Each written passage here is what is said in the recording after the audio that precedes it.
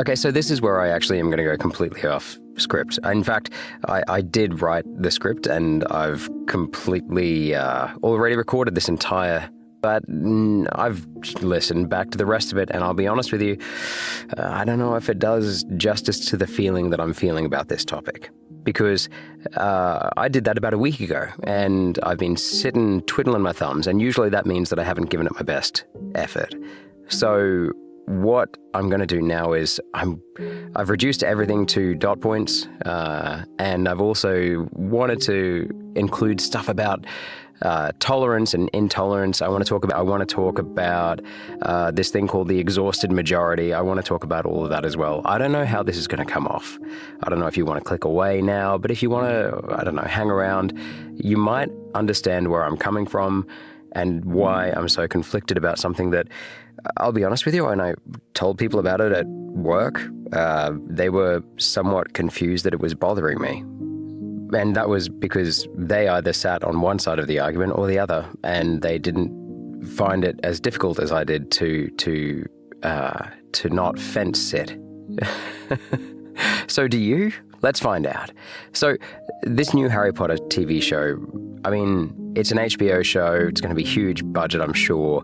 The videos that I've watched about it completely seem to either completely embrace the elephant in the room of JK Rowling and her conduct over the past, decade, increasingly so over the last decade, in particular over the last half decade, and to the point now where she is, and I'm talking about her support for anti-trans activists and organizations, for which now she's provided funding for in various ways, shapes and forms. I'm not going to get into that today, but if I'm sure I could show you about 100 articles where she has openly stated her disgust at increasingly her disgust at the idea of trans people entering the mainstream of our society. And just at the top of this video here, let me just say that I'm an educator. I'm a teacher. I'm not going to sound so pretentious. I'm a teacher. And over the thousands of students that have walked through my door in the last decade, I cannot think of many more groups of very small groups of people, such as trans students that have come through my door, that have received more open, either ambivalence or, which is actually the best case. In many cases, you just hope, and they actually hope, that they're not noticed at all. But at worst, open just brutal and consistent bullying verbally, through implicit verbal bullying as well, using words that are purposefully used, even though, all that stuff, like implied meanings that students either pretend not to understand, or once explained to them, they just continue to use in an effort to just show how little they think of these people. And of course, there's a lot of physical bullying that goes on as well. Obviously, I'm not going to give you any examples. It's not worth my job, which is also why I'm a faceless channel. And just the amount of, amongst staff as well, at best confusion at what trans culture is. And I'll be honest with you, I'm actually in that category to a certain extent. I'm not going to lie to you. I have the protection of anonymity here, but I just don't see the point of lying to you. I don't completely understand or sympathize with the trans experience. But you know what? We are supposedly living in a world that is tolerant of people who do not look, sound, or act like us, quote unquote. And if you are still living in a world where you say that we had that and now it's devolving, I would introduce you to any high school, in Australia at least, and I don't think people really ever grow up. Most people, I don't think, ever really grow up. We all know people, if you're older than high school age, you'll understand what I mean when I say you meet someone 20 years later, 30 years later, and They are the same person wrapped in a suit or wrapped in a marriage that makes them look a little bit more acceptable. And sometimes not. They have just, reified their views and have moved on to become the bigot that they were always meant to be, or something like that. And like I said, there are different shades to everyone. I'm providing a lot of caveats. I should probably just move on. Look, let me start by going through that, which is, I'm just going to click over to this tab here. This is going to be really free-flowing, by the way, and you're going to hear clicks, and I don't know what I'm going to put on the screen yet. It's probably just going to be the text. So it's more like a podcast than anything else. But there is this article about political correctness. The title is "Political Correctness is Too Much for the, quote, exhausted majority." Now, I don't think I agree with everything in this Financial Review article, the Australian Financial Review article from, when's it from? November 23rd, 2023 at 8:30 a.m., apparently. I don't agree with everything in this article. It seems to lean a little far right for the water that I swim in, but it does get across the general sense of ennui that I feel when I just talk to people, or basically when the algorithm serves me up what it thinks that I want to see. It's really hard for me to find content to watch or listen to after the fucking shit show that was 2025. That doesn't make me either just go blur because it's all been said before and it's too far left or it's too far right.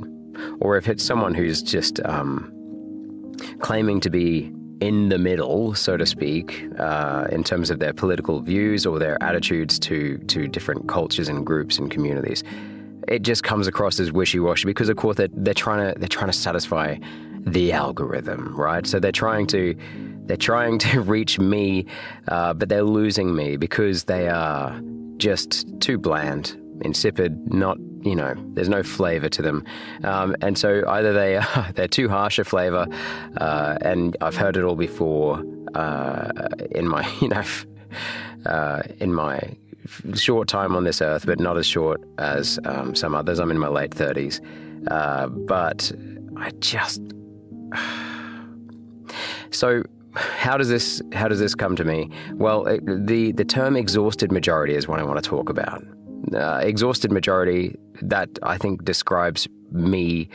I hope it has found you in this video, and if it has found you before this, you'll know that I'm kind of bastardizing the term. I'm not using it as it probably should be, but I'm not really sure if it's supposed to be just about the politics that you hold in your fragile little melted heart. But it basically means that, to me, it means that everything's just a bit too full on. Like, why does everyone have to be so fucking full on? You've got, why does there have to be, I mean, there are reasons, obviously, without trying to sound like a conspiracy theorist. Obviously, there are a handful of billionaires in the world that own most of the media companies in the world that are legacy media, that we now call legacy media.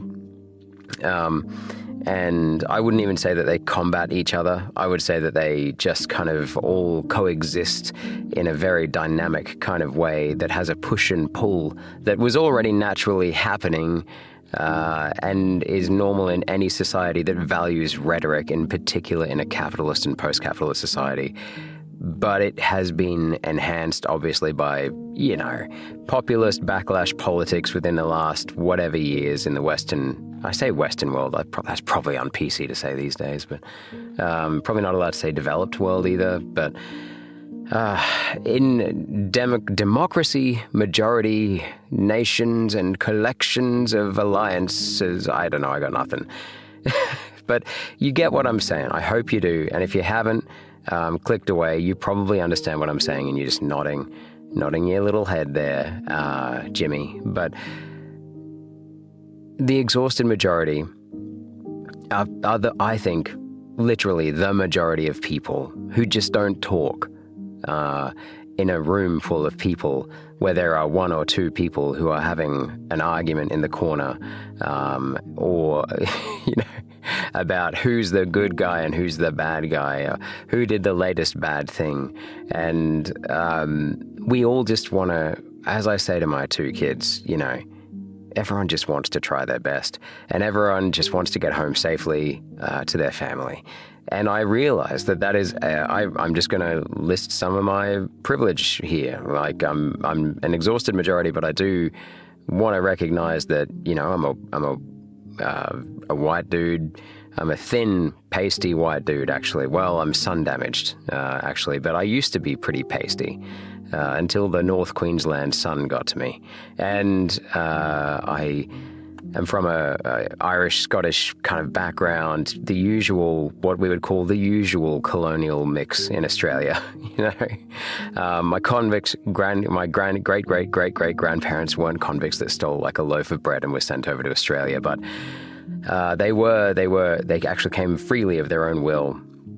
I'm sure I have relatives somewhere that killed some Aboriginal and or Torres Strait Islander people, or contributed in some way, shape or form to their explicit removal and forceful removal from land, guaranteed. But I also want to acknowledge that I am someone who has a Bachelor of Arts, so I was, subjected to how not to get a job 101 through a Bachelor of Arts degree in anthropology. And I also have had, like I said, about a decade's worth of teaching experience in the classroom in various forms, and being a teacher aide as well. And I've worked in plenty of pubs and a few, takeaway restaurants. I've done all the hospitality and retail work that most of us have to go through to get to a point where we get our shit together enough to at least get a good enough takeaway job to pay the rent. I've been lucky enough, based on, like I said, explicitly and implicitly, my sex, my gender, whatever you want to call it. I'm going to call it, I'm male, and I'm what do you call it? A cis white male, hetero male.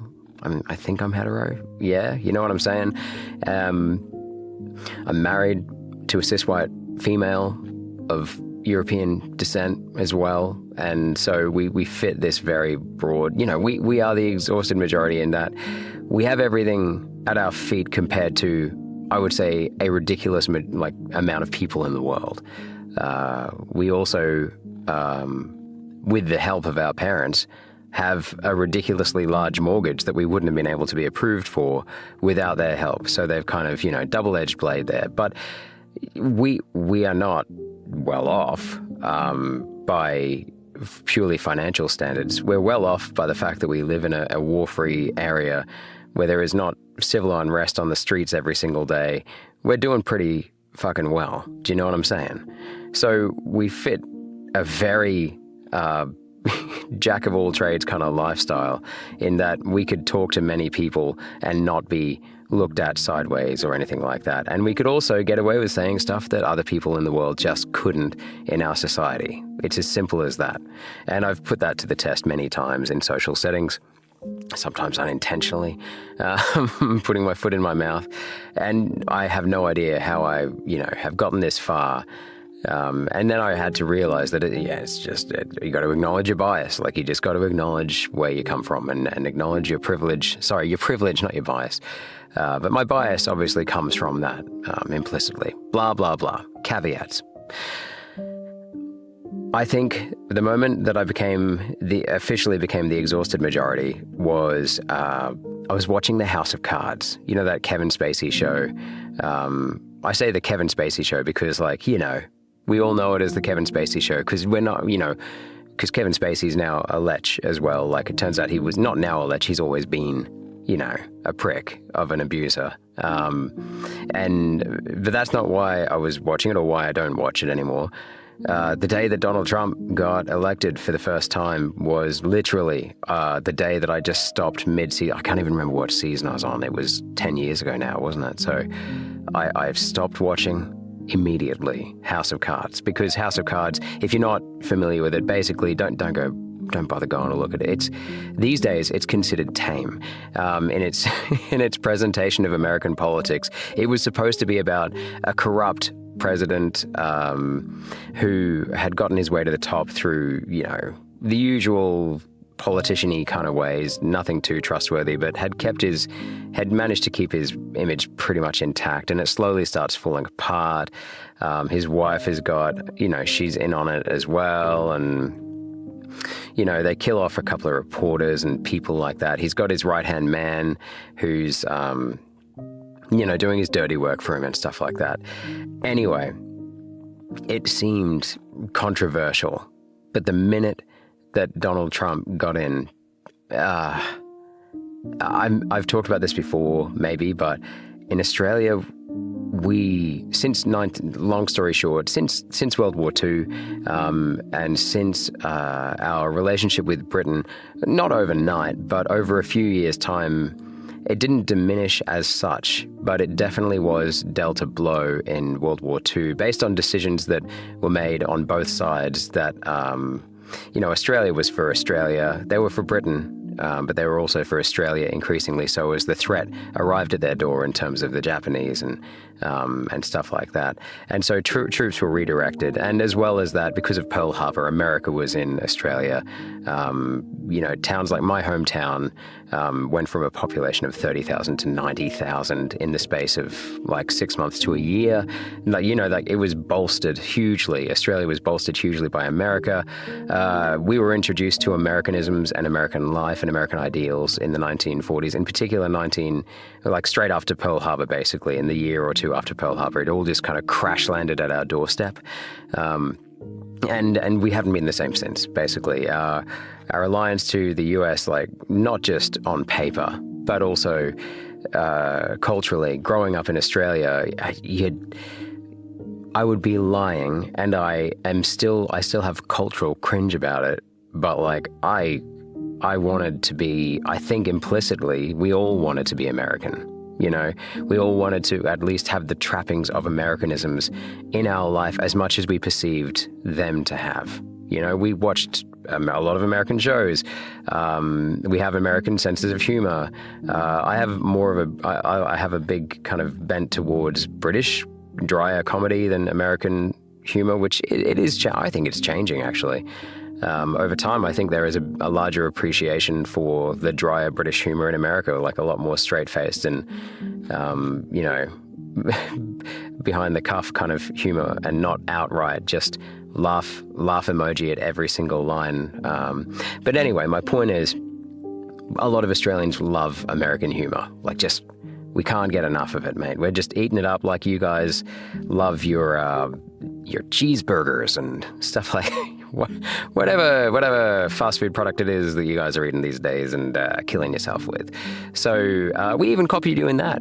In fact, when Super Size Me, the documentary, came out in 2002 about that dude that ate nothing but Maccas, which is what we call McDonald's over here in Australia, for a month, Australia actually, not long after that, if not at that point, led the world per capita in obesity, something that was left out of that documentary. But we copy you in everything, is what I'm saying. And so I'm just going to circle back here to Trump. It's central to our identity what happens in American politics. I know so many people who are more interested in American politics than they are Australian politics. And you can see what a perfect cocktail of shitness that is when you get to how the algorithm deals you, the videos on social media and the posts that completely cater to what you clicked on before. Because now Australian journalism that tries to retain a shred of credibility, if that's possible in today's climate, I'm so cynical, but we find it really hard now to find something that's not, being pumped down our throat, like drinking from a fire hose of American lefty or righty politics channels like the Midas Touch, Brian Tyler Cohen on the left, all those guys and girls, the iHip crowd, I've had it podcast, ladies, But then on the right, like your Benny Johnsons and your Asmongold, in terms of like just pop culture, which is where most people get, like pop culture news, not news, but that is news now. Do you know what I'm saying? Like, there is more trust for people like that on the street than there is, I would say, for the majority of people I talk to, than there is for legacy news outlets. And I don't know why people don't talk about that more, but like, when's the last time you picked up a newspaper and read the newspaper? When's the last time you went to an official news site? Well, I mean, apart from the fact that they're all behind a fucking paywall now. So, whereas people want you, they're actively trying to get you to flock to their YouTube, TikTok, Instagram channel so that they can get the views and get the monetization and get all the good shit from that. So, wow, this was originally about Harry Potter, wasn't it? Okay, you got me on a tangent. Now, I stopped watching House of Cards because all of a sudden, what seemed like the most extreme political violence and just debacle, which was a fiction, well enough written, overnight it paled in comparison to what was happening in real life. And so, yeah, I stopped. I had no appetite for it anymore. And instead, I just was caught in the gaze of like a moth to the flame of that golden, thinning, blonde, white-haired fucking flame that we all just can't look away from. That absolute hot mess of a train wreck that we just can't stop looking at and counting the bodies pile up as they fall around it, and get tangled up in it. Anyway, how'd you like that metaphor? Sorry. I am the exhausted majority. The exhausted majority can't help but look at American politics. American politics is a bonfire right now, and has been for a long time. All right? You think it was J6? It was before, okay? I mean, and there's generational repetitiveness that people aren't recognizing as well. This is not the first time this has happened. I'm not just talking about Nazi Germany or Mussolini's Italy or something like that. I'm talking like before that and after that. And in America specifically, there has been trappings of this that have happened before. Attitudes like, this is led by attitudes that never really went away, that surge and then recede and resurge, right? I'm part of the exhausted majority that's sick of all of it. I'm just tired. And when Trump got elected in 2024, my wife and I think we were just not even angry anymore. We would just, like, life is still going on around you. And it's almost like this political landscape becomes part of your nightmare, that you deal with at night and then have to wake up and then go about your day. It's like living in a mental war zone, just having this stuff plied upon you if you're on any kind of social media. And like, there's just no way of us getting through our lives without having some kind of contact with social media. It's just not, realistic in, like, we're even part of social, like groups of people, clubs and things like that. We wouldn't know what was going on with them, for example, very easily at all, unless we were on some kind of social media. So we are not getting away from it, so we were just exhausted. But I've felt exhausted since that day in 2016 when he got elected. And then I think it was a year or two after that, I had a Time magazine subscription at the time. And I remember reading this term, the exhausted majority. And I just went, yes, that's exactly how I feel. And I know so many people that feel that way. We're not activists. Not in any conventional sense anyway. We'll talk about it in small groups with people we feel comfortable with, where we know that we can take conversational risks without getting our heads bitten off. Like, we're all a little bit more conservative than you probably want. We're all a little bit more lefty than conservatives probably want. But Our commonality is that we're just fucking sick of this shit. Now, as part of all the milieu of like, you like that word? I love that word. As part of all this clusterfuck of the last 10 years, at some point I became aware, and it was through Lindsay Ellis's videos actually, the extent of JK Rowling's conduct. Now, when she released 2 videos, which were called The Death of the Author, she talked about the separation. There was this guy called Barthes, or Barthes. I think a lot of people say Barthes. I say Barthes. Who made and wrote an essay. He's most well known for this essay.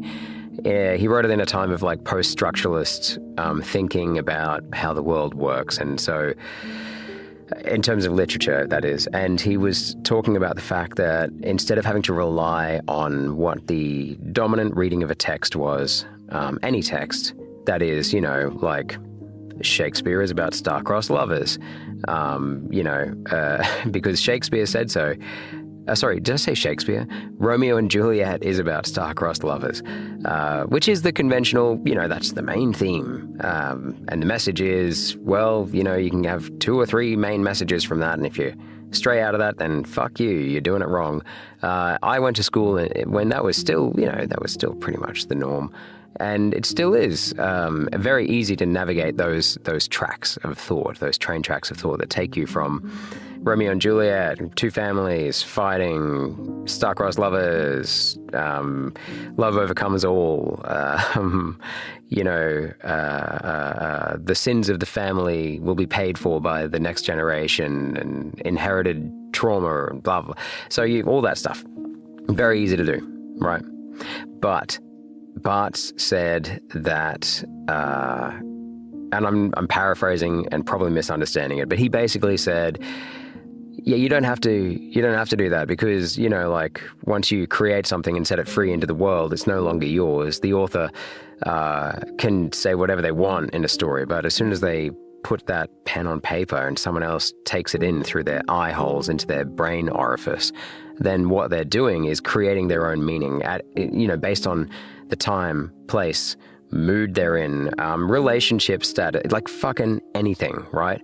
So you are allowed, he says, to in order to bring to life your own readership, your interpretation, you must kill off the author.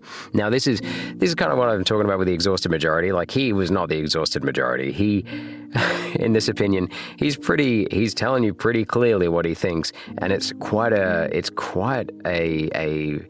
harshly, violently progressive way to think. Like, push away the author, because you've got to get out of that idea. Like, it's a reaction to relying too much on these dominant readings and saying, no more do we have to do this. Like, throw off your shackles, brethren, and just, if you want to say that Romeo and Juliet is actually about fucking the dangers of gambling, and you want to, you go, Glenn Coco, like, he's all about pushing this idea that you got to, the death of the author means that we no longer have to rely on the dominant messaging. You get it? Of course you do, because you're not an idiot, right? And so Lindsay Ellis came along about 50 years later after him, made 2 videos about it. And in particular, she made these, like, by the way, fucking love Lindsay Ellis. Like, if you're anti-Lindsay Ellis, if you don't know who Lindsay Ellis is, she's a video essayist. She's been on YouTube for fucking ages, with the exception of about a 3-year to 4-year period. I don't know how long, like a few years there, where she got cancelled in 2021, 2022, something after Raya the Last Dragon came out. She posted something that Twitter basically took her down for. Basically, the gist of it is, opinion was split. She was part of that cancel culture thing. This is what I'm talking about, exhausted majority. I canceling people, very, very good intentions. Far out, man. I was getting pretty sick of people having to apologize all the fucking time, because it was just getting in the way of the work, which was to get their opinion across, because you're allowed to have an opinion in basic, fundamental, in the premise of having an opinion. Everyone has one, like an asshole. So why can't they use it? Now, obviously, there are caveats to that, and there should be guardrails on that, which we'll talk about in a second. We're going to talk about the paradox of tolerance. But anyway, she created, she got cancelled, and it created these two split opinions about should she have been cancelled or should she not have been cancelled. Basically, it's easy, right? The people who said that she deserved what she got and she should be cancelled were, I mean, it's a correlation. It's not a causation, sure, but there was a high correlation with people who agreed that she had been rightfully taken from her throne as one of the queens of video essays and social opinion, especially around like digital media and like visual text, like movies and TV shows, like and all that kind of stuff. And also that she had been taken down by her, quote, own, the mob that she had created because she was woke, and then she was overtaken by the wokeness that she created. Oh my God. And there's a high correlation between those people and people that I would just traditionally call like bigoted and sexist and blah, blah, blah, right? And that's fine. Like, you're allowed to have your opinion. And somewhat, I can at least empathize with the idea that she created a crowd she swam in the water with people who, on the wrong day, if someone says something to you, you can turn on them for sure. I get the concept. Like, no one's stupid enough not to get that concept. But at the same time, like, she came out afterwards and was very clear about, what she had meant. And you know what they say, don't feed the troll, right? She made responses and she made them pretty quickly, and she has since said that she regrets doing that. Anyway, she made these video essays about the death of the author well before she got cancelled. She's back on YouTube now. I know she went over to some other platform that, like, for a while, like, supposedly indie creators were going on to, and it's like some astronomical name, like star planet base, I don't know. Anyway, and she went there, I think, or she just left the scene entirely, came back. I fucking love her. Personally, just so you know, FYI, she's on my list of people like that I'd have over to dinner, my ideal people. I like the cut of her jib. You know what I mean? Maybe it's the edits, maybe that make her look a lot more eloquent than she is. I don't know. I'd love to find out. She's great. I'm just your average schlope, but she would be fun to talk to, and she's really fun to listen to. So when she made these two Death of the Author videos, I actually didn't see them until about 6 months before she was cancelled. That's when I got into her. That's when I discovered her. And so when I finally learnt about this Death of the Author thing and her opinion on it, and the fact that she was using JK Rowling as the example, especially in the second one, which is called like Rowling Boogaloo or something like that. By the way, do you say Rowling or Rowling? I've always said Rowling. I just do it phonetically. I don't know what she does. I don't really give a shit what she thinks. But I say Rowling. Anyway, JK, just kidding. I do care what she thinks. No, not really. So I remember getting introduced to the topic in more detail as I was learning about Death of the Author. So it is natural to me that finally circling around 33 minutes later after I've started talking about Harry Potter, when I found out about the HBO special, and having been following very kind of like through the peripheral gaze of my eyes as we raise two children and try and maintain mortgage payments as they, shoot through the roof in the last 5 to 6 years.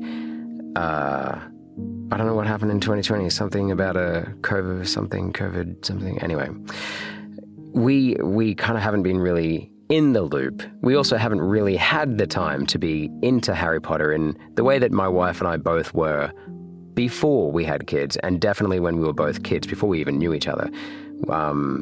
Not uncommon in our generation to use that as common ground when you meet someone our age. You kind of go, are you into Harry Potter? Fuck yeah, I'm into Harry Potter. What house are you in? Blah, blah, blah. Hufflepuff, by the way. Definitely not smart enough to be Ravenclaw. Definitely not brave enough to be Gryffindor. Shit, I'm doing it already. I'm starting to reminisce. And this is kind of what I'm saying. The problem that I have with the HBO special is we have 2 children, young children, old enough to be introduced to Harry Potter. We've already made that foray. We've read to them, I think, all of the first book, but we've kind of started it in different places, and it's weird, man. It's not how I thought it was going to be. Like, we've read to them, and like, they don't get into it because they're kids, and I didn't get into it until I was 11. I didn't get introduced to it till I was 11 in 1999. That'll tell you how old I am. And what I've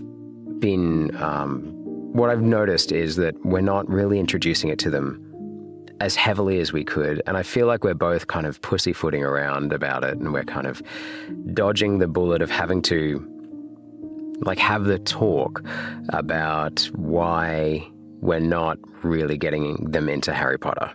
This is the kind of thing that we really think is important in our life, I imagine. Right? I do. But I didn't realize exactly how much it was bothering me until I saw the announcement, which I'm way late on, by the way. I didn't even know there was a TV show coming out until last week. Like I said, I'm busy. I'm doing life stuff, all right? So when I realized that I was feeling this pull, like into this, like a room was opening up kind of with lights spilling into it. I was bringing the light back into the room, and the room was the nostalgia around Harry Potter, and it just, I felt it in my heart first.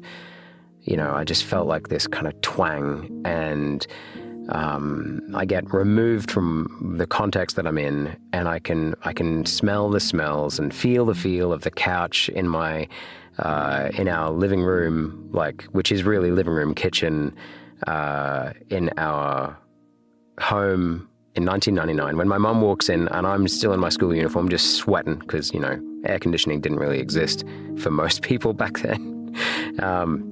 And she goes, oh, so-and-so at work gave me this book for you to read. They knew that I was into fantasy and stuff. And so I remember seeing the cover. I remember seeing these vivid colors on it was paperback, Philosopher's Stone cover, as, Harry's standing in front of, it looks like he's kind of in front of the Hogwarts Express. You can see his scar, and a year, was it that year? No. 2 years before that, I had gotten a scar on my forehead. It wasn't lightning bolt shaped, it was just a straight line, but it was a straight line on a slant. So I was like, whoa, hello. And, simple 11-year-old stuff, just judging a book completely by its cover.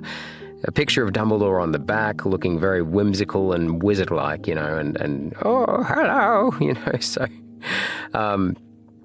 read the first chapter that instant laying on the couch, really uncomfortable headrests, lay against it anyway, didn't care.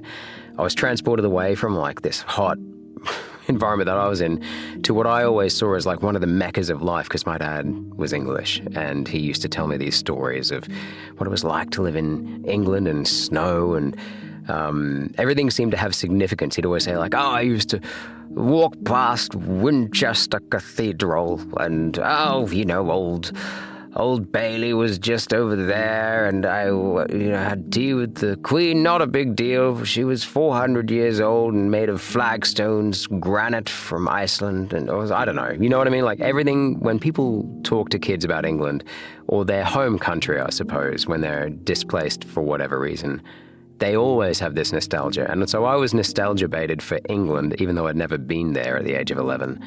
And I couldn't get away from Harry Potter once I started, because it feels so quintessentially English, and proudly so, and I felt like I was just putting on a pair of, socks that just fit me really well, like a glove, Hell, why not?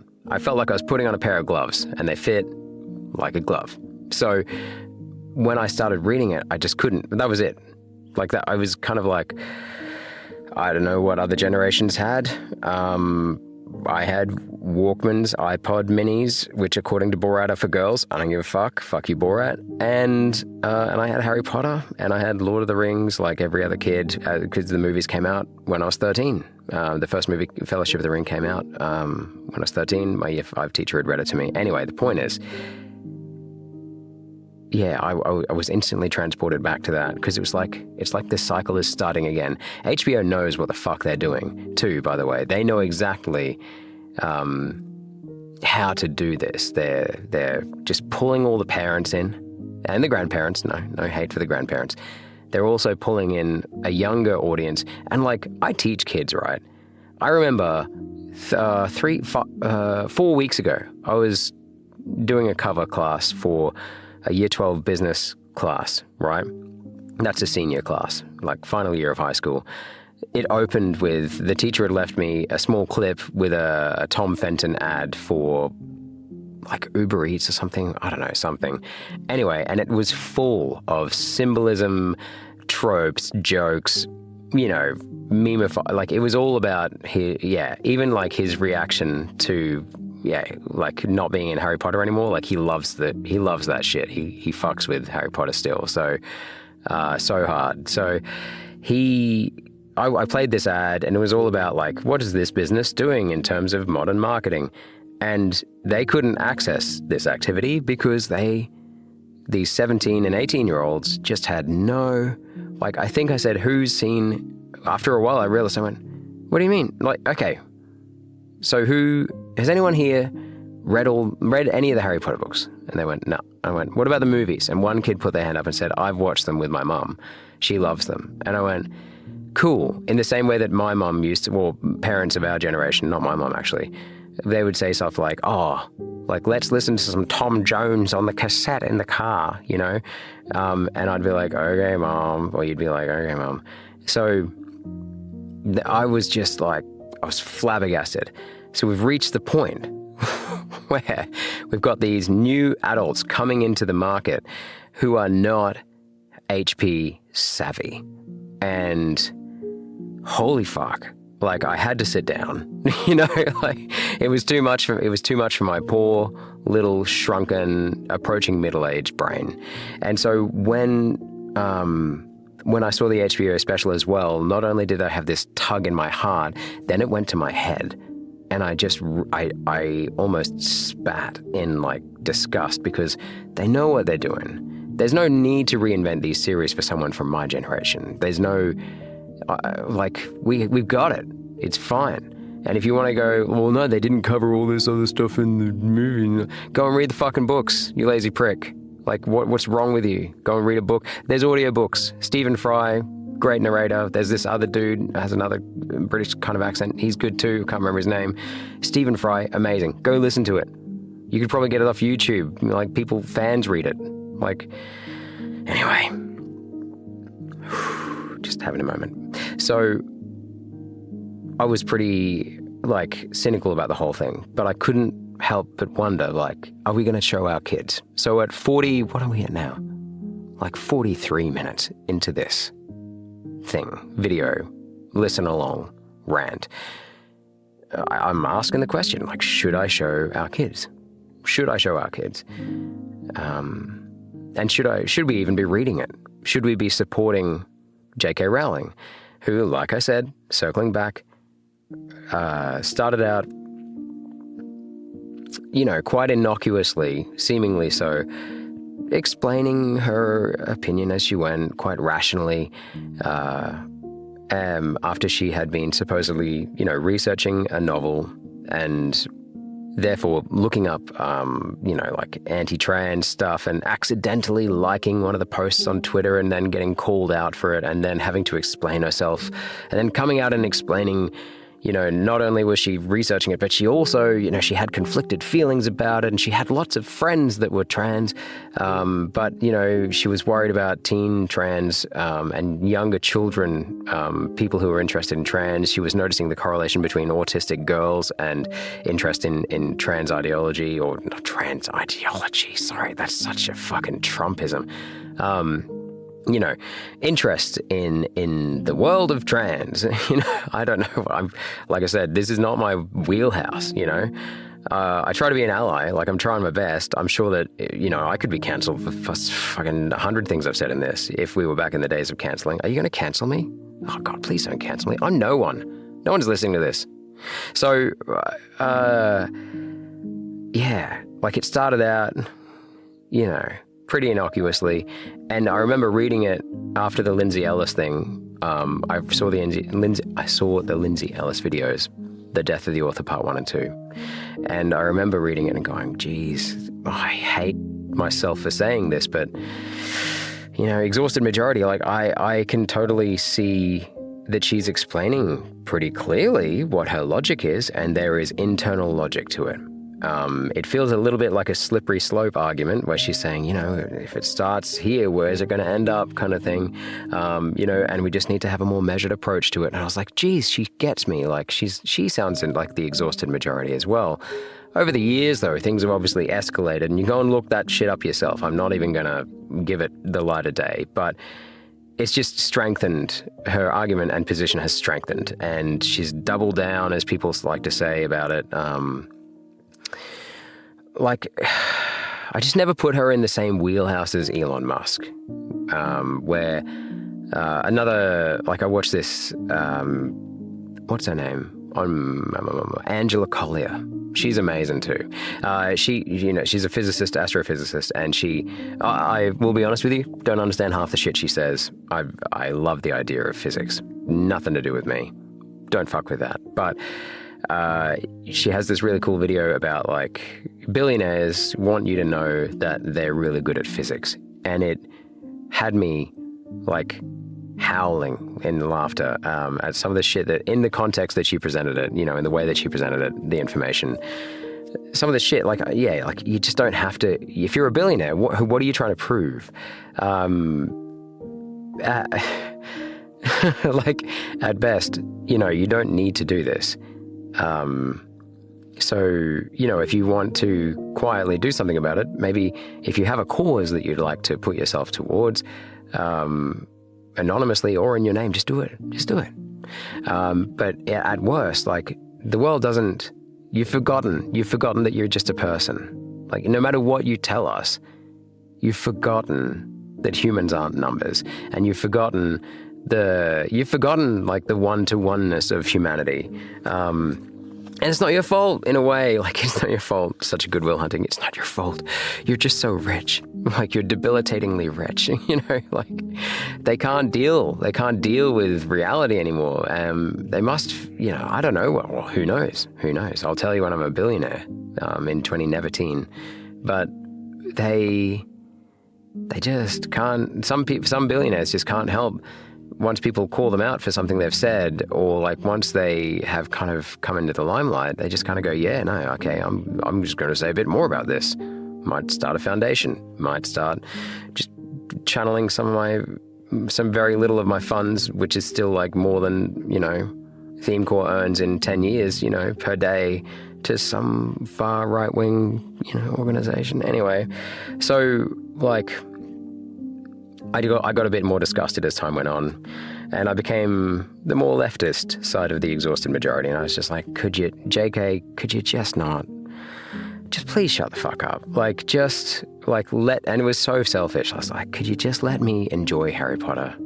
Because, like, I'm approaching middle age, like, you know, I've been told that soon I'm going to start buying motorbikes and buying, like, hair restorer and shit, like, at least let me have Harry Potter. But it didn't. She just kept on talking.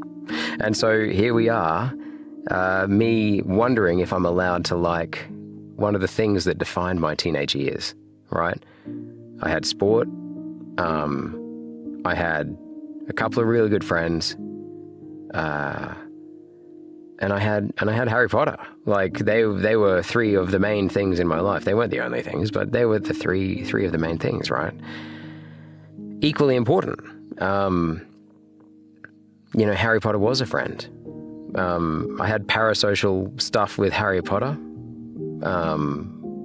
Everyone wanted to feel like the chosen one in their own emo kind of way. Or like, fight me. Like, like it's true. Like everyone wanted to be the chosen one. They wanted the good shit. They didn't want the dead parents. They just wanted the good shit. And everyone wanted to get with Cho Chang, like the hot Asian chick. And now, like, we realize how fucking stupid that was. There are so many inherent biases in that book, which we wouldn't know about, by the way. Like, we wouldn't care as much about, let's be honest. I see videos coming up on my feed every now and then that's like, was Harry Potter even good? Why do our parents like Harry Potter so much? Is Harry Potter still readable in 2026? And I'm like, fuck you, JK. Because you know what? I'm pretty sure 10 years ago, kids that read Harry Potter still liked Harry Potter. And now you've got all these teenage, tweeny, twink little influencers. No offense, right? And I honestly don't mean offense. I'm a twink. I'm sure people would see me and call me a twink, right? My point is, like, the new generation, they don't want to fuck with you, JK, and you don't even care. That's fine, but like you're ruining it for the rest of us. Anyway. I read something interesting the other day. Like, someone was trying to get across like how much $1 billion is, and it was like, someone do the maths for me, but like it was something like if you earn $500 an hour, 24 hours a day, it would take you like 20 something years to get to $1 billion. Like $500 an hour, 24 hours a day. Holy shit. That made me stop for a second. Anyway, so when I'm wondering about JK Rowling, I think of Death of the Author, and I think of Lindsay Ellis. She didn't know what it was going to turn into. Am I allowed to like JK Rowling's work without being disgusted by JK Rowling? Is this a false dichotomy which I kind of have to overcome and just say, like, what do people say? Let the art stand on its own merits, separate the art from the artist. And that's really, really fucking easy to go. You see people, right? People that say, separate the artist from the art, or separate the art from the artist. Or they say, let's let the art stand on its own. And you go like, hey, yeah, that Weinstein, whatever the fuck you call him guy, he had some pretty good movies. And they go, like, obviously, like, there's complications. And I'm like, yeah, that Jimmy Savile has some pretty fucking hilarious show episodes where he's just hanging out with kids. Nothing seems to be going wrong on camera. By the way, don't know Jimmy Savile by now? Fuck, go look it up. It's fucking horrific if you're feeling resilient. But yeah, after it all came out, after he died, like, they turned his gravestone into rubble. Yeah, he is being disremembered by society, and I'm the exhausted majority, but I approve of this message. It doesn't mean I don't have morals, by the way. The exhausted majority do have morals. We have ethics. The point that we're trying to say is, though, like, we don't want to have them overstretched to the point in every direction that we can't physically, like, we can't hold emotion anymore for fear that emotion is going to be told that it's wrong. And like, I have never experienced something like the bullying of a trans teenager, because individually, students who bully other students who are trans, in my experience, right? This is not gospel. This is one person's experience who is not trans, right? And who doesn't, like I said, don't really get it. Can't sympathize. Can empathize. Can't sympathize, right?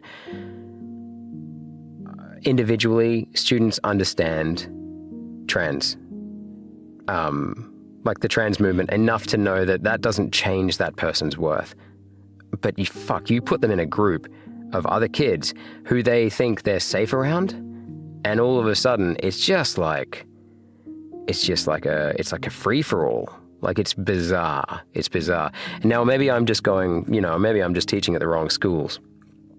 But I've also worked at some extremely tolerant schools on a related but, different note, where, these kids, you've got like A+ kids who are burning pride flags, whenever they can get away with it on school grounds, or like flushing them down the toilet or whatever. So, like, smart kids who are just you know? Like, anyway, all that aside, sorry, that was just a little, like, I just want to restate, like, obviously, I do not agree with what JK Rowling says, right? The problem that we have here as well is that she is extremely vehement in her wording, but also comes across as well-reasoned, because she's an author of some notoriety. She has, she has a bit of a head start for a start. Like, people take the word of billionaires over other people because they have the money. And so they say they have the money, they must be better than me. And you got to stop doing that to yourself. They are people, and they say shit that, like, I don't care if you say it's taken out of context, the stuff that makes them look like idiots. They still said it. Like, they don't have to, my point is, they don't have to be saying anything. Like, they've been put on a pedestal and they're up there and they've been given a microphone. You can choose to use it or not. There are other ways to get your point across that don't include just attacking a minority group. Anyway, if you are worried about teens in particular, girls with autism, who have, like, thoughts about body dysmorphia and things like that, maybe look into it from a more measured way than just fucking tweeting about it. I don't know. Someone's going to come and get me, but whatever.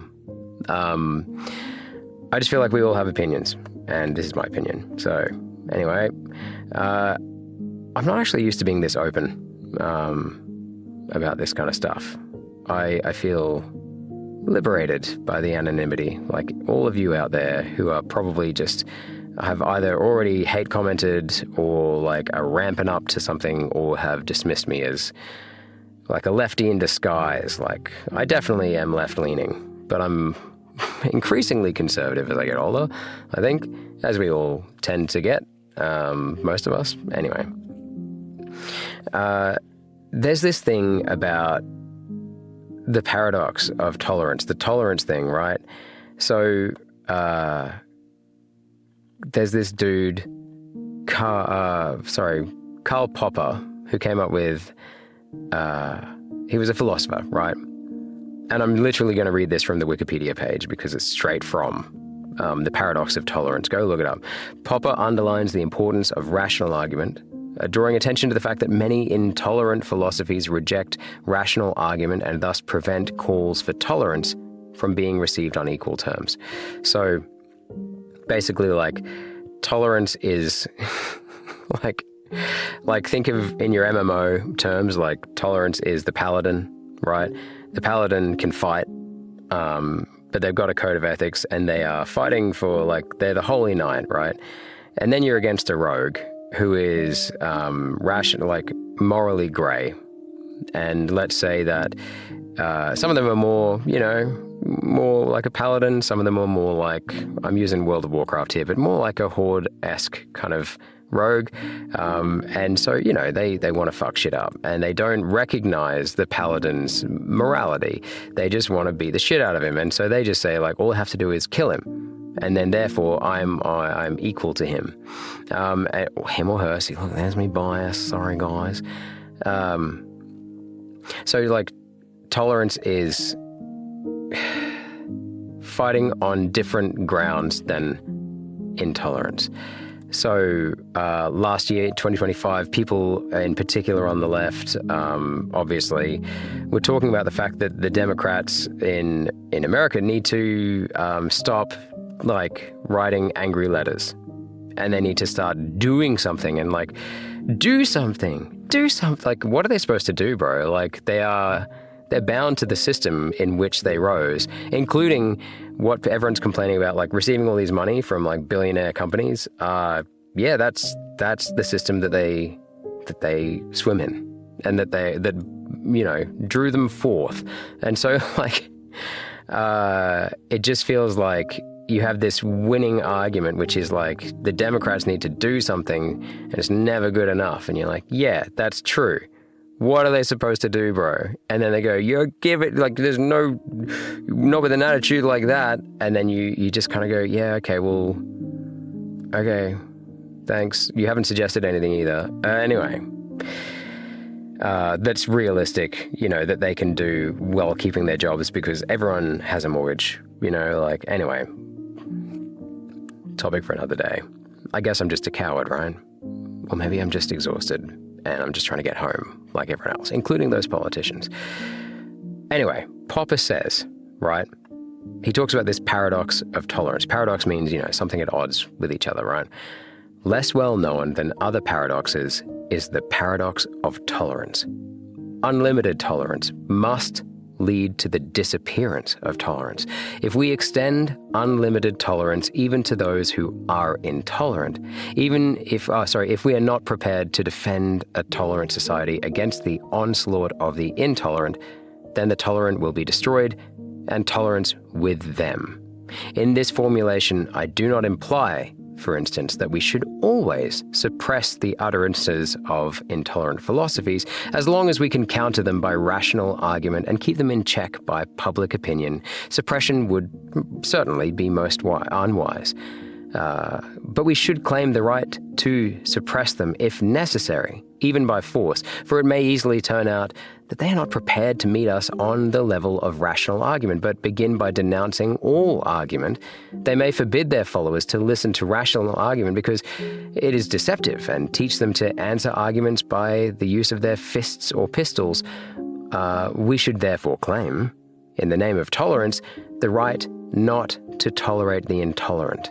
We should claim that any movement preaching intolerance places itself outside the law, and we should consider incitement to intolerance and persecution as criminal in the same way as we should consider the incitement to murder or to kidnapping or to the revival of the slave trade as criminal. Because the point he's trying to make is intolerance, he's saying it's like murder or kidnapping or revival of the the slave trade, which these days is just kind of so in the face of rational thought, to murder or to kidnap, to take someone from their safe, trusted place and people, and to remove them and, in terms of the slave trade, treat them like they're not humans when they are humans. He's putting that on the same level as being intolerant. And we have seen this play out, stop treating us like idiots. Please, legacy media, stop treating us like idiots. This is getting to be like House of Cards again. This is the thing. Trump, everything he did was shocking, right? And I think if you watch Game of Thrones or read Game of Thrones, the Red Wedding, wherein everything just gets to the point of ridiculousness and everything's just killed. Everyone's just killed. Then the Battle of the Bastards to a lesser extent. But, it's getting to the point where this is badly written fiction. Badly written in terms of you've blown out the walls now. The only people that can believe that this is not an emergency situation, not just for America, I'm talking about the world, bro. Are people who were never going to believe a rational argument. And a rational argument does not. This is the thing. A rational argument does not refuse to concede to to elements of the intolerant. What I'm saying is you got your bulk standard bigot, right? In this, the Australian outback, you get them in the city too, but I've grown up in the outback and there's lots of us, right? They are not going to, there is something, they are diametrically opposed to things that, I don't know, I feel gaslit by redneckisms, right? Because I have grown up around them. I still understand the logic behind them, but I just don't feel them. But I totally get where people are coming from. I've got a farmer friend who says that he's feeling like he's learned something in the last 30 years because now he doesn't hate gay people and he wouldn't hurt a gay person if he saw them. That's where he's starting from, right? But he says that he's fine with gay people now, and he's very proud of that, which great, good on you, mate, or whatever, but then he said, as long as they don't come near me. So that's where I live. right? So, and I'm sure you can relate to a conversation like that at some point. I've had someone tell me in the last 48 hours, an educator who said they don't like Taylor Swift anymore because she got up at the award ceremony a couple of weeks ago and said that what was it, like what was it she said? Like, you can't kick people out of land that you don't own, or something equivalent like that. About the due process and ICE and border security and all that kind of stuff. And she said that was it. She can't be a fan of her anymore because she's never heard such ridiculousness in all her life. And I just was like, oh yeah, okay. Once again, like, I get the logic. I get the survivalist instinct of wanting to cling to something that doesn't make you feel like you're having to be questioning everything all the time. And that's why I can't call myself a lefty, because like I said in a previous video, which was much more mellow than this, by the way, I've just kind of dropped the pretense now. Like, this is really what I sound like and what I feel like. Zootopia 2 is an excellent example of this too in Zootopia, but woke with a big W, I can't do. Work with a little w, where you're trying to make just small but meaningful changes on when they arise, and you can seek them out as well. You're trying to make the world a better place, and it takes listening and it takes time. What it does not take is dictating to people all the fucking time about how,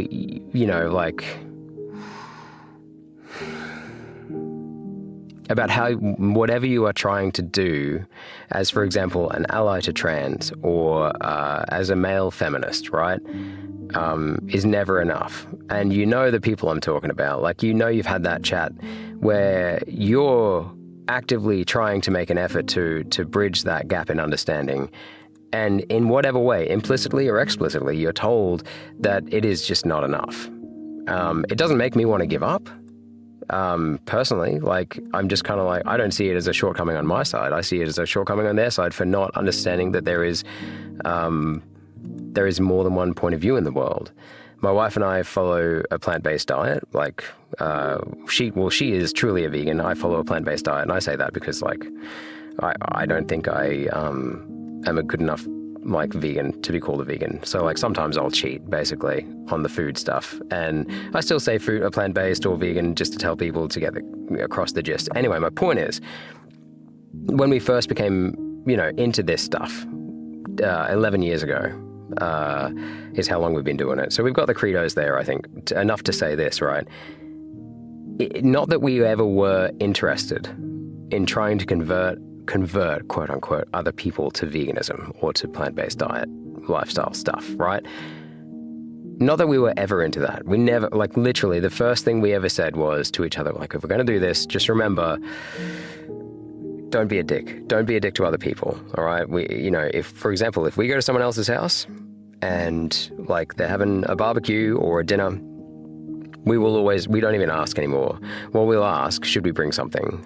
But we expect that they're going to say, no, we've got this covered. We will always bring something anyway. If, they're good friends, they won't take offense. It's not that we're trying to say that they can't do it. We're just saying that, like, it's okay. You don't have to cater for, like, it's fine. We've chosen this. This is not an allergy. We have chosen this lifestyle, right? Like, and that's fine.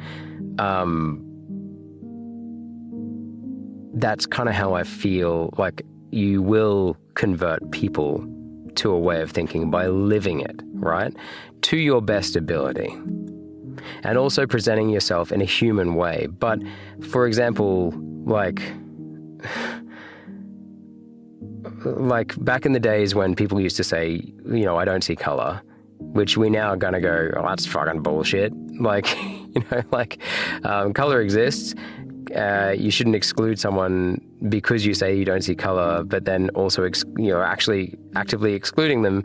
And it just so happens that all the people that are getting excluded are the people of color. Like, are we still not seeing color? Because it seems like that's a pattern that logically we should be noticing. We live in a world where we realize that now, generally speaking. But what we, like, when you're actively trying to, like, when I'm talking about Black American culture, up until about 5 years ago, I would have said African American culture. But I was told that many times, both by students, and by not really so much fellow staff, because they faced the same difficulty as I did. But, online and things like that, they were like, no, we're not African American, we're American, and we're black. And I was like, okay, cool, that's fine. But every time someone would jump down my throat about it, if I forgot, because I've been saying that my whole life, there is a certain weariness that sets in eventually that eventually will shut that conversation off to me, where I'm just kind of like, great, no worries, Black American, thank you for reminding me. And I'm also not going to engage with you anymore as much as I could, if it's a person on the street or a friend, right? I'm just like, okay, I get it. I've got it wrong, okay? And this idea of this Mad Eye Moody, see, it's in my life, this constant vigilance, it drives you mad. And it's the shame as well of not being enough for the society in which you find yourself. Being part of this exhausted majority, kind of going I get it, I'm not good, I'm trying, and the trans friends that I have had in the past, when I get pronouns wrong, they'll let it slide, but the people that I think are getting the point across effectively, if I catch myself doing it, and I go, oh, look, I'm really sorry, I keep getting that wrong, I'm sorry, I'm trying, and they go, that's fine, I understand. If you want me to remind you, I can, but I'm not going to remind you unless you want me to. That's fine. And then they continue to talk to me without getting angry. That's because that's a conversation that normal people have. But if they are kind of people that go, you really should be able to get this. I'm just bro, I've got at this point, when I've had my first, what I would call friendly experience or just becoming a friend with a trans person, I was probably in my mid-20s, so 12, 13 years ago, right? And I would be for 25 years, a quarter of a century, I've not been exposed to this. And that's what it feels like. It feels like exposure therapy. And once again, you can hold those two truths in your hand. You can know that you should be changing with society because everyone's trying their best to get home and be safe and be with their family or whatever, or be with their, get on with their life. We're not trying to hurt each other. We're trying to find common ground, right? In anthropology, basically, you come at it from two basic things. Are humans more different or are they more the same? I tend to think we're more the same than even we realize, you know what I mean? The fact that we all go tribalistic and start building up these walls is so human. And that actually makes us more human and have more in common than different. Trying to make ourselves different from each other is actually proving how much we have in common. There's this old saying, good fences make good neighbors kind of thing. It's fine. We can all have our own little enclave of belief and blah, blah, blah, and tribalism. It's fine. As long as we understand that we do not kill the neighbors just because, in the case of Gulliver's Travels, that old story that is awesome, even though we crack our eggs from this end and they crack their eggs from that end, yes, that is literally what he talks about. So he's been talking about this for years. Gulliver was the exhausted majority in a land of madness and insanity, the Lilliputians. So anyway, JK Rowling she's kind of shot her shot with me, and my wife, and pretty much everyone we know. My wife, when I talked to her about making this video, this is why I had to redo the speech as well, because I was so in my own head about it. She was just we're not going to support JK Rowling. We're not going to support her in any way, shape, or form, are we? And I'm just yeah, that, I know, but the stories. And so we've kind of reached this point where a week later or so after we've had this conversation initially, we're kind of talking about, we'll read them the novels. And this is what what was I really wanting? This is what the speech, the whole video was, the whole script was about. It was about what was I really wanting when I started to feel that pull towards Harry Potter and that feeling of conflict in my lower gut that made me want to just go and take a huge steaming toilet trip in anxiety, when I thought about what are we going to do with the kids? Like, how do we assert this for them in their life? If you're not a parent, I don't know if you're going to get it. Like, I'm sorry or if you're not a parent and you've never had to think about trying to introduce something into a child's life without really having to consider in a really angsty way, to be honest with you. But like, you know, if it's only angsty because I care about it so much. What do the parents say? I worry because I care. Like, I am worried because I care about my kids, and I also care about the fact that they're going to grow up as white, pasty kids in a world where they have bias, and, you know, they're boys. So they'll get given a lot of stuff that, whether or not they deserve it, they'll get it.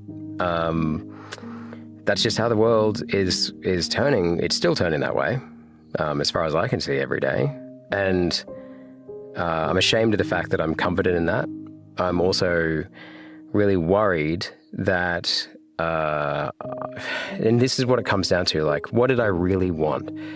And what I really wanted was validation for my feelings, first of all, that I should be worried about this. And I got that from my wife. But what I also got then was to have to face the fact that what I really wanted was, at first I thought I wanted like a list of approved books that would be like Harry Potter equivalents that would be like future-proof for bigotry, basically, like written without bias and also not from an author that was going to turn out to be a lech. So I was like looking up authors for a little while. I was like, who could be the next Rowling? And I was like, what is this? It's kind of like you're wrapping them in literary cotton wool, and it's also impossible. Like Neil Gaiman, for example, another guy, extremely public face, has a lot of allegations about his sexual abuse and behavior towards people over years and years.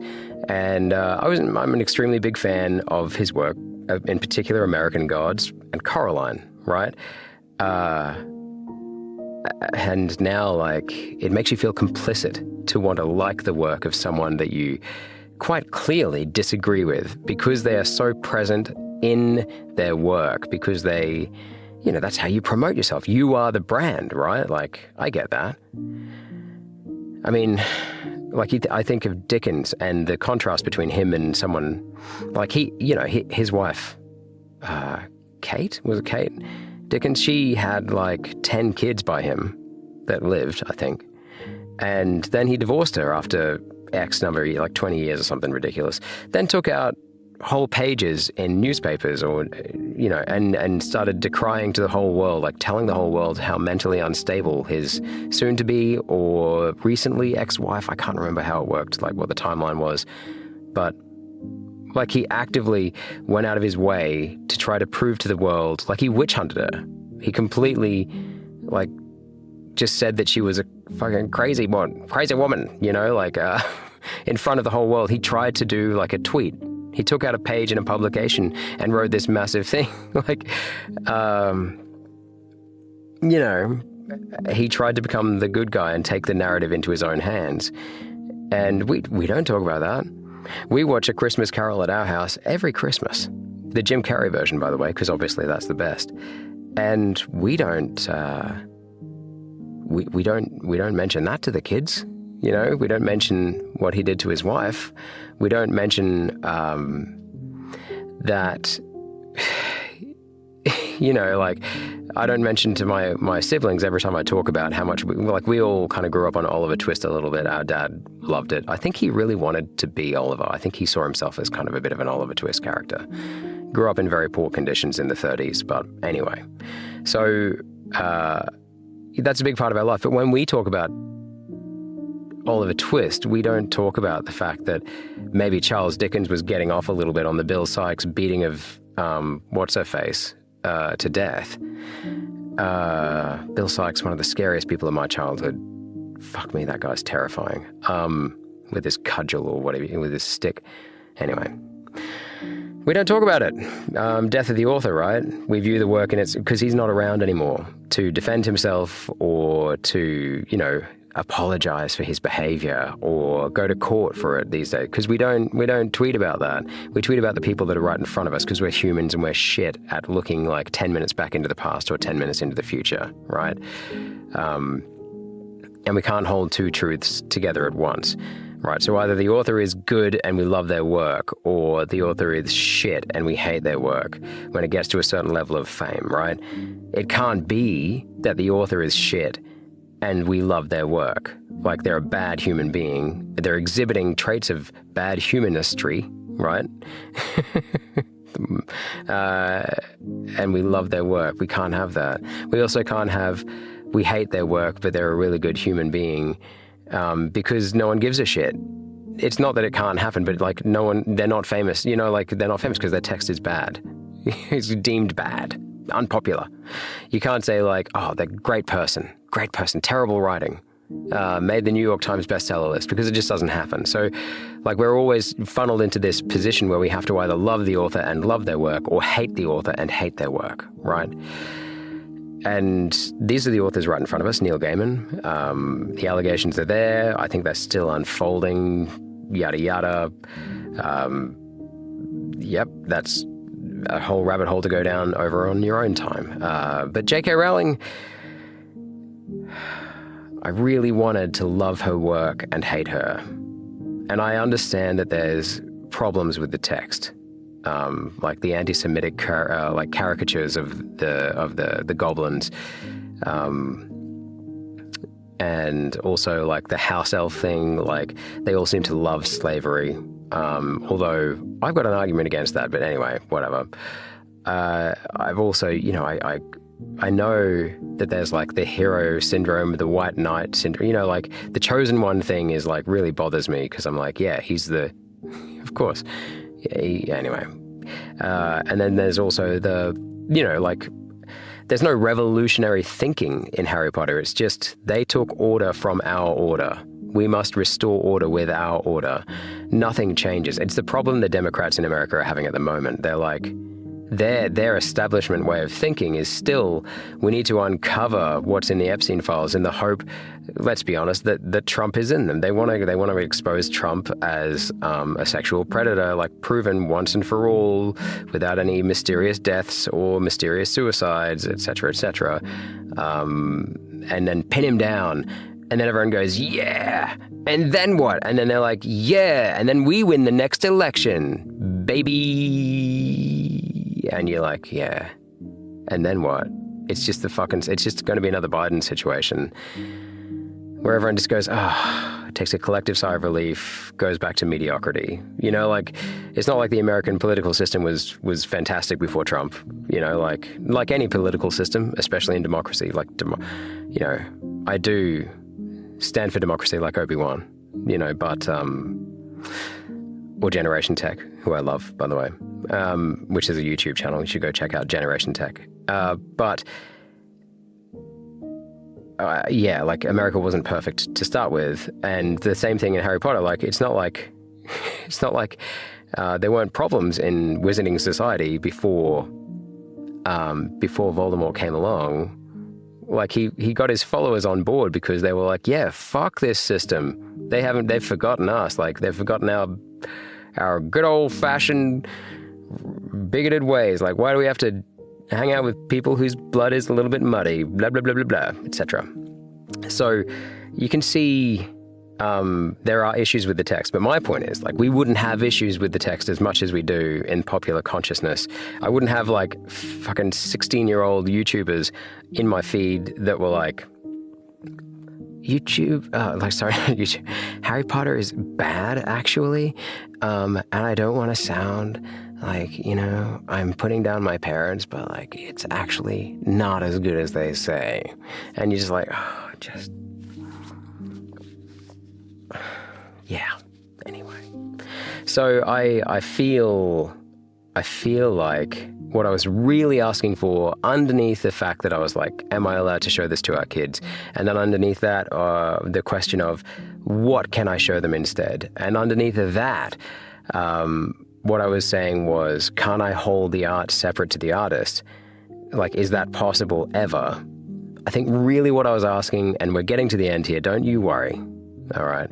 But what I was really asking for was to be able to live vicariously through my kids and have them experience what I was having, and that's just shitty parenting, right? If you had to sum up the entire thing that I've been trying to get across to you is, I saw the HBO announcement about the Harry Potter TV show coming out, and I missed my childhood, and I wanted to live vicariously through my kids, and I felt ashamed that I wanted to do that, especially seeing as I was still considering subjecting them to it in an unadulterated form, trying to recreate the glory days, so to speak. I'm no better than any dad who gets his kid onto the footy team and then kind of pushes him onto the field each time and goes, "Come on, son, like, get the fuck out there." And the kid obviously wants to be into what the dad's into or the parent's into, because that's what kids want to. They want to be what you want them to be. Like, they're moldable, and it's you want not to fuck with that. You don't want to do the wrong thing. You want them to be their own person, really. And that's why you feel guilt. That's why you feel guilt when they get injured on the footy field and you go, shit.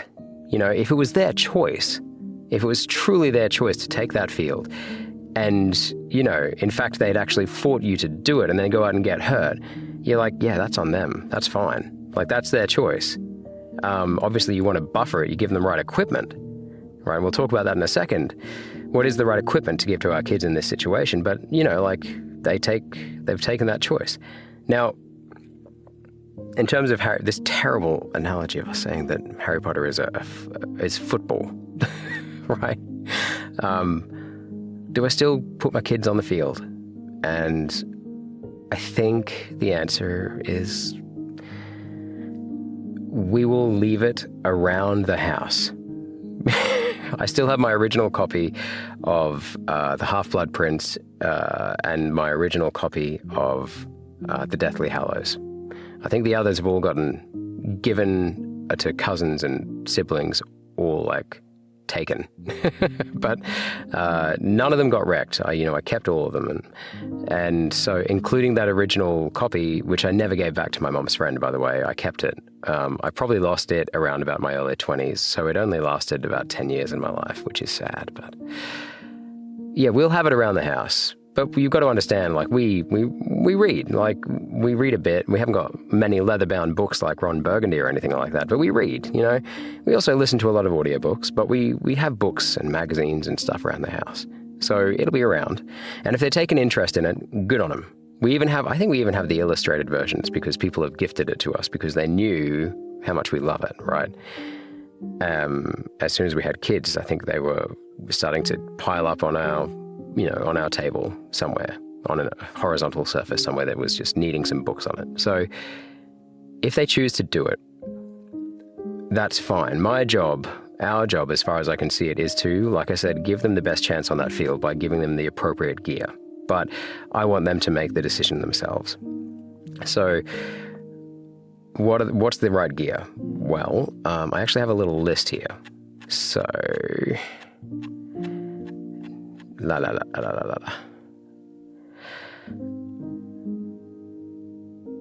I'll probably read Harry Potter with my sons, not because I've separated art from artist, I haven't, but because I've accepted that separation isn't the goal. The goal is engagement, and not just any engagement with the text, but when they do it, my job is to already have prepared them using other situations, scenarios, conversations, and, I think it's just called learning, isn't it?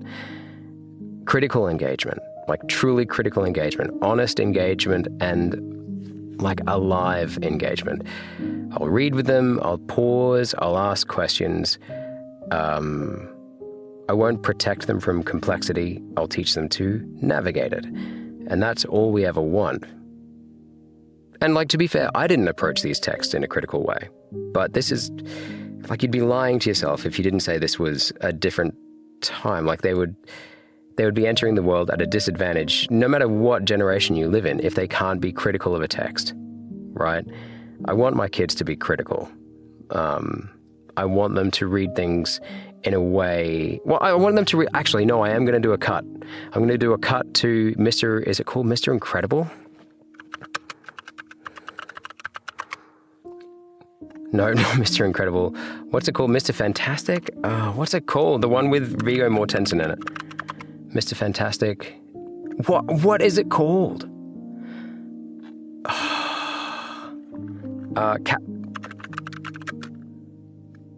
Captain Fantastic? Viggo Mortensen, Captain Fantastic, 2016. I'm going to cut to this scene right now. Oh my God, that took way too long. Thank you for your patience. All right, okay. This scene here where he's asking his daughter about reading Lolita. What's a bordello? Whorehouse. Oh. What are you reading? Lolita? I didn't sign that book. I'm skipping ahead. And? It's interesting. Interesting! A legal word! Dad, can you understand interesting? Interesting is a non-word. You know you're supposed to avoid it. Be specific. It's disturbing. More specific. Can I just read? After you give us your analysis thus far. There's this old man who loves this girl, and she's only 12 That's years the old. plot.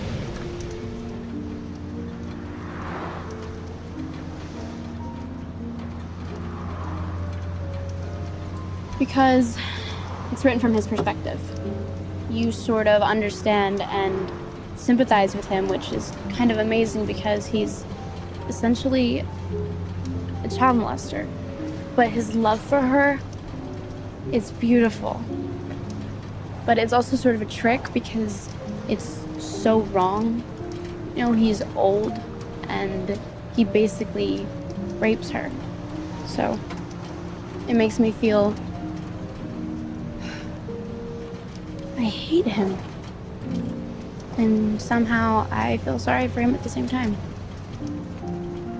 Well done. Okay, so she was critical.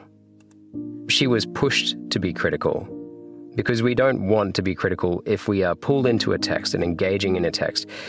The author's job is to actually, most of the time, not all the time, obviously they have their own, like their goal though is to get you engaged so you don't question what's going on. You take the dominant reading, whatever your dominant reading is. So like the death of the author thing isn't bullshit, by the way. I made it sound like I'm anti, death of the author, but it's a bit of both. Like most things, it's an exhausted majority, right?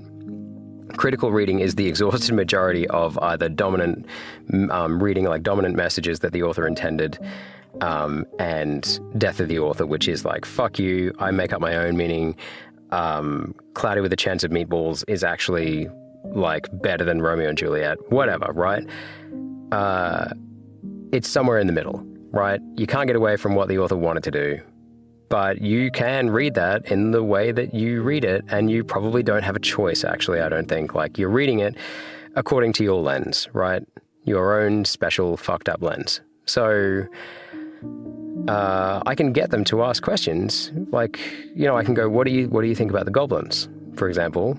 And if they say, as, when they get to, like under the age of 10, but, getting closer to 10, if they say, like, oh, they seem kind of evil, like, but not evil at the same time, like useful, I'll be like, yeah, cool. How are they evil? Like, why do you say that they're evil and useful? Is that possible? Blah, blah, blah, blah. Like follow-up questions, right? Simple stuff. Simple, like, I don't know. Why do the house elves act that way? When they start beating themselves at the concept or feeling really nervous when they're around Winky and Dobby. Oh my gosh. If there was any doubt that I was AI by now, please, I got a comment, I think the last video, and someone was like, I can tell the voice is AI. And I was like, yeah, I get that a lot, actually. So, I'm not AI. The woman who wrote this believes things I think are wrong, is something I would ask them, but I would probably ask them that. Wow, I don't know if I would. That's a tricky one, actually. I wrote that down as something to ask them, but let's talk about that. I don't know if I would do that. I would probably, I don't know. I'm not going to protect them from complexity, like I said, but I want to teach them through other texts as well how to navigate it. So, yeah. Harry Potter for this generation isn't a different book. It's the same book. It's just read with different eyes. And that's what I can give them. Anyway. Thanks for joining in, guys. Yeah. And I suppose this video is also for my sons, if they're watching this in the future. I just love you so much. And I'm sorry that I am continuously trying to make you be like me. Not because I hate myself, but just because when you make something beautiful and set it out into the world, it's no longer yours. And I will always, I'll always have you back. But, I'll also try to help you find your own opinion and find your own voice. And if you find your own voice in opposition to me trying to do that, I don't really care. I just care that you know who you are, or you have an idea. Like Rufus says in Dogma, ideas are good, beliefs are bad. Yeah, I want you to inherit the questions that I teach.